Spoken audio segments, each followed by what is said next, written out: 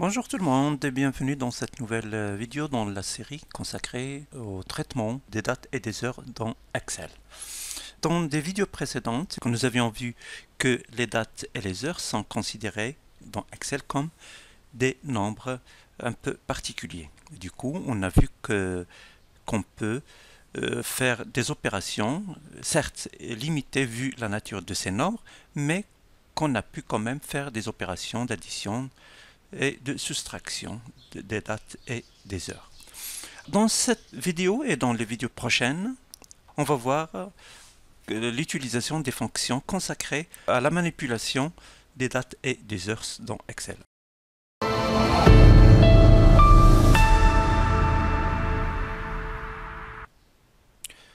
Pour commencer, sachez tout d'abord que toutes les fonctions consacrées à la manipulation des dates et des heures sont groupées dans l'onglet Formule et puis dans le groupe Bibliothèque de fonctions, la catégorie date-heure. Ici, nous avons la catégorie date-heure. Si j'ouvre la galerie, je trouve toutes les fonctions qui sont dédiées à la manipulation des dates et des heures. En pointant sur une fonction, je vois une infobulle qui apparaît expliquant un peu ce que fait cette fonction. Ces fonctions, je peux aussi y accéder en cliquant sur le bouton FX de la barre de formule et puis dans la boîte de dialogue, insérer une fonction qui apparaît. J'ai les catégories ici. On sélectionne une catégorie. Alors, je sélectionne la catégorie que je veux. Alors, par exemple, on veut les fonctions pour les dates et les heures. Je clique sur date, heure et j'ai toutes les fonctions qui sont dédiées à cet effet. Alors, je peux choisir une fonction dans la fenêtre et puis cliquer sur OK.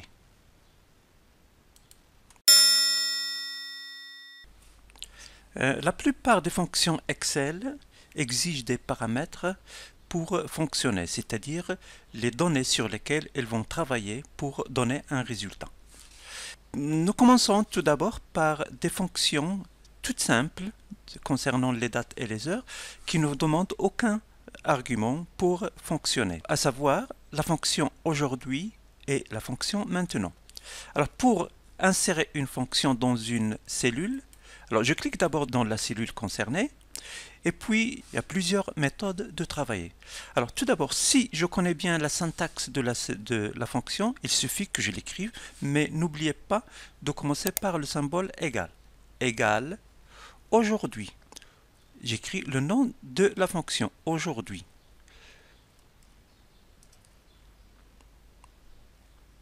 Alors, dès que son nom apparaît ici, il suffit d'appuyer sur la touche Tab du clavier pour que Excel la finisse, c'est-à-dire, et puis la mettre en majuscule. Et puis je vois une parenthèse qui est ouverte.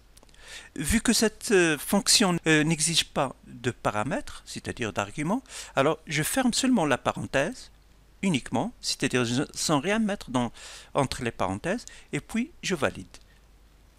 Alors, elle me donne la date du jour, la date système de l'ordinateur. Nous sommes le 21/3/2024. Ça, c'est la première méthode de faire. Alors, la deuxième méthode de faire, c'est d'aller, comme vu précédemment, dans l'onglet Formule, et puis sous le groupe Bibliothèque de fonctions, le bouton Date-Heure, et choisir la fonction désirée, c'est-à-dire ici, ma fonction c'est aujourd'hui. Je clique sur aujourd'hui. J'obtiens une petite boîte de dialogue qui me dit que ce que fait cette fonction, tout d'abord, elle renvoie la date du jour au format de date. Et en plus, il me dit que cette fonction ne possède pas d'argument, c'est-à-dire il n'exige aucun argument, je valide. En plus, ici, regardez, nous avons résultat volatile. Volatile, ça veut dire que c'est un résultat qui se met à jour à chaque fois que la feuille est mise à jour, ou bien la feuille est recalculée, ou bien à l'ouverture d'un classeur. Donc, je clique sur OK. J'obtiens le même résultat le 21/3/2024. La troisième méthode de faire, c'est d'utiliser l'assistant. Fx ici, utiliser l'assistant. Nous sommes dans les dates heures, la catégorie date heure, et puis je veux aujourd'hui. Encore, la même chose, ici nous avons une description de ce que fait la fonction, renvoie la date du jour au format date et heure, et puis je valide automatiquement. J'obtiens la même chose que tout à l'heure, la petite boîte de dialogue, et puis je valide encore, j'obtiens la même chose. Idem pour la fonction maintenant. Alors égal maintenant, je ferme la parenthèse et puis je valide. Remarquez la différence dans le résultat donné. Pour aujourd'hui, il donne uniquement le numéro du jour, le numéro du mois et le numéro de l'année, alors que pour la fonction maintenant, il donne en plus de ça, il donne l'heure, c'est-à-dire nous sommes le 21/03/2024 et puis nous sommes à 11h57. N'oubliez pas que le résultat de ces deux fonctions est volatile, ça veut dire qu'il se met à jour à chaque fois que la feuille est recalculée, ou bien elle est mise à jour, ou bien encore à l'ouverture du classeur. Alors par exemple ici, nous avons le 21 mars 2024, nous sommes à midi 31. Alors si je recalcule la feuille, j'obtiens à midi 36. C'est-à-dire, c'est un résultat qui se met à jour à chaque fois que la feuille est recalculée. Une autre méthode d'insérer la date du jour et aussi l'heure, c'est d'utiliser les raccourcis clavier. Alors, le raccourci clavier pour insérer la date du jour, c'est en appuyant simultanément sur la touche CTRL et point virgule. Alors donc j'appuie sur CTRL et point virgule, j'obtiens automatiquement le 21 mars 2023. Alors ce résultat-là est un résultat statique, c'est-à-dire il ne change pas comme en utilisant la formule, c'est un résultat statique. Alors pour insérer l'heure, on utilise le raccourci clavier CTRL puis 2 points. J'obtiens 12h37 minutes. Alors, ces deux résultats qu'on a obtenus en utilisant le raccourci clavier sont des résultats statiques qui ne se mettent pas à jour, contrairement aux résultats obtenus en utilisant les fonctions aujourd'hui et maintenant. Bon, on ne va pas finir cette vidéo sans faire un exemple d'application. Alors, on va voir dans la feuille expiration.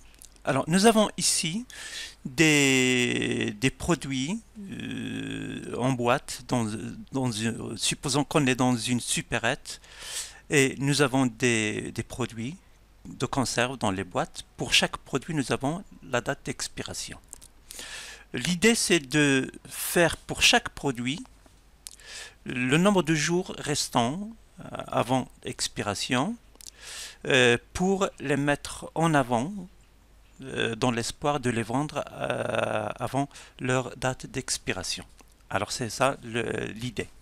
Alors pour chaque produit, nous avons la date d'expiration, etc.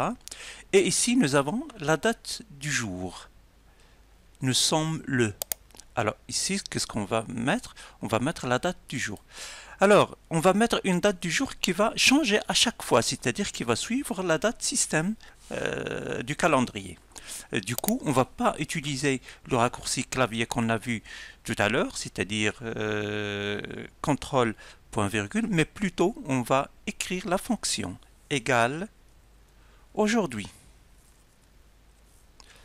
Égale aujourd'hui, je ferme la parenthèse.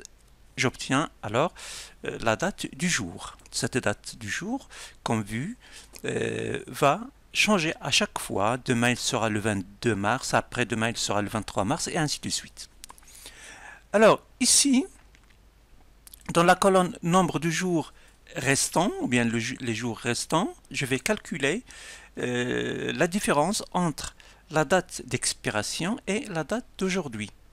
Alors, du coup, je vais écrire seulement égal, date d'expiration qui se trouve dans la cellule d'à côté, c'est-à-dire ici dans la cellule C5, moins la date du jour. Alors, la date du jour, elle est dans la cellule E1. Je clique sur E1 et puis j'oublie pas de la fixer en appuyant sur la touche F4. Ainsi, j'obtiens égal C5 moins $E $1. Je valide. Ici, j'obtiens C51, c'est-à-dire 51 jours restants avant l'expiration de la boîte de maïs de 200 grammes.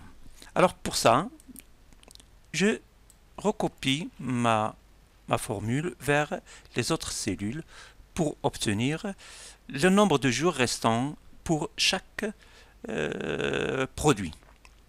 Alors, si vous obtenez un résultat sous forme de date, il suffit seulement de changer le format de ces données-là en format standard pour obtenir un nombre de jours, des nombres entiers. Alors, dans la colonne à mettre en avant, je vais comparer seulement ce nombre de jours-là, est-ce qu'il n'est pas inférieur à un nombre donné du jour. Par exemple, supposons, est-ce qu'il n'est pas inférieur à 15 jours. Alors donc, ce que je fais écrire ici, égale, est-ce que cette date-là, ce nombre de jours-là, est-ce qu'il n'est pas inférieur à 15? De cette manière, je vais définir tous les produits dont la date d'expiration est inférieure, c'est-à-dire le nombre de jours restants est inférieur à 15. Je vais obtenir un résultat qui est soit vrai, soit faux. Vous remarquez que j'utilise ici le symbole de comparaison inférieur. Je valide. Alors, pour la boîte de maïs, c'est encore, c'est-à-dire un non, c'est faux, c'est-à-dire c'est encore trop tôt pour les mettre en avant, et puis je valide, je recopie la phrase, l'expression vers les autres lignes. Alors, de ce cas-là, alors je vois bien que pour les haricots verts en boîte de 200 grammes, il ne reste que 14 jours avant expiration. Du coup, c'est vrai. Alors du coup, il faut la mettre en avant dans l'espoir de les vendre avant expiration. Alors, je peux ici utiliser un filtre, c'est-à-dire je vais dans les données, et puis activer le filtre, et puis afficher uniquement les données, les produits dont cette colonne est vraie, c'est-à-dire je vais décocher vrai et je valide. Ainsi, j'obtiens tous les produits dont le nombre de jours restant est inférieur à 15 jours. Nous avons les haricots verts en boîte de 200 grammes. Nous avons les ananas en boîte de 100 grammes. Il reste seulement 10 jours. Pour les compotes de pommes, boîte de 150 grammes, il ne reste que 8 jours. Et pour la soupe en légumes, boîte de 150 grammes, il n'en reste que 6 jours. Alors ça, ces produits-là, il faut essayer de les vendre en premier.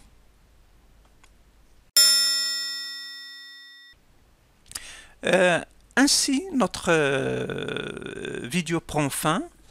J'espère que le contenu vous a plu. Alors si c'est le cas, n'hésitez pas de vous abonner à la chaîne et de mettre un j'aime. À la prochaine vidéo. Merci beaucoup.